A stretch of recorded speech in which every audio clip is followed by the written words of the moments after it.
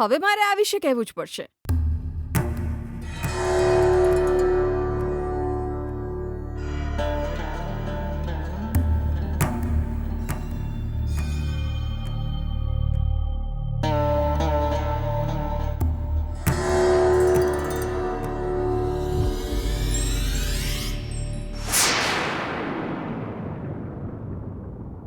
દાદાજી, પહેલાં તો હું તમારી માફી માંગુ છું.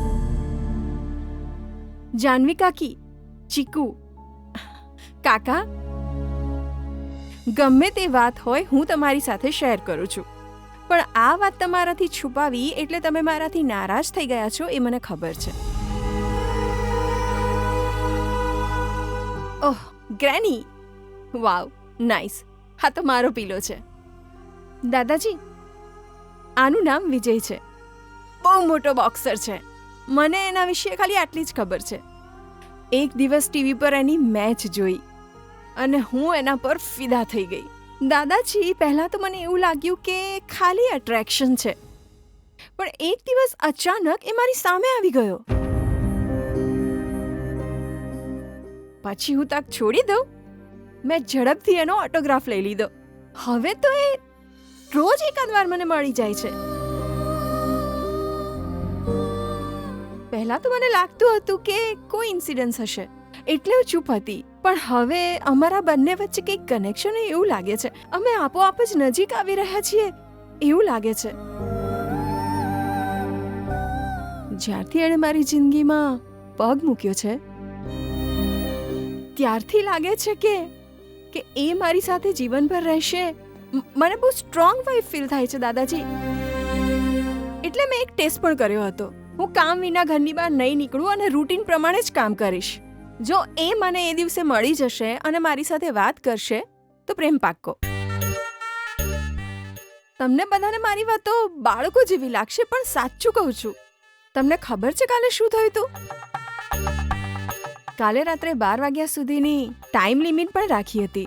મારી ઈચ્છા હતી કે 12 વાગ્યા પહેલા એ મને મળી જાય, અને તમે લોકો માનશો નહીં, એ મારી સામે આવી ગયો દાદાજી.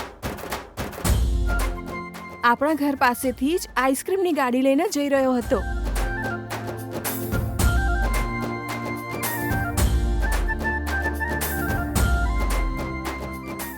અનન્યા, એ છોકરો આઈસ્ક્રીમ વેચે છે હે? એક આઈસ્ક્રીમ વાળાને તું પ્રેમ કેવી રીતે કરી શકે? જે સાચો પ્રેમ કરતા હોય એ વ્યક્તિના ગુણ જુએ, એની જોબ નહીં. એ રઘુ, આવી પાગલ જેવી વાતો ના કરીશ. એનું બેકગ્રાઉન્ડ જાણવું જરૂરી છે ને. એ બધું મને નથી ખબર કાકા. મને તો એટલું જ ખબર છે, જો એ છોકરો મારી લાઈફમાં આવી જશે તો હું બહુ જ ખુશ રહીશ. પણ જો તમને બધાને મંજૂર હોય તો જ. એ આપણા પરિવાર સાથે જોડાશે પછી મારી જિંદગી બહુ જ સુંદર થઈ જશે દાદાજી. આ ઘરમાં આનંદનો ઉત્સવ થશે દાદાજી. કાલ સુધી તમે લોકો જ મને પૂછતા હતા ને કે તને કોણ ગમે છે, તને કોણ ગમે છે. દાદાજી, તમે પણ પૂછતા હતા ને. એટલે જ આજે કહી રહી છું, મને આ જ છોકરો પસંદ છે.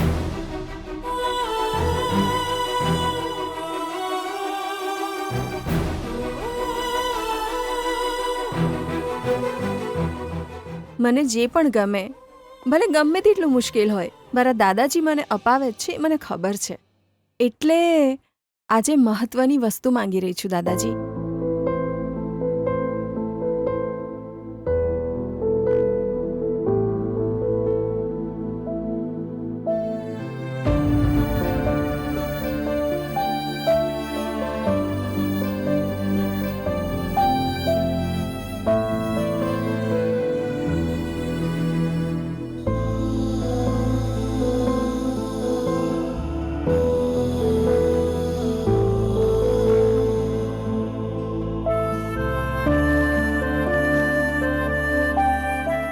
દાદાજી, આ છોકરો મારા જીવનમાં બહુ ખાસ સ્થાન ધરાવે છે.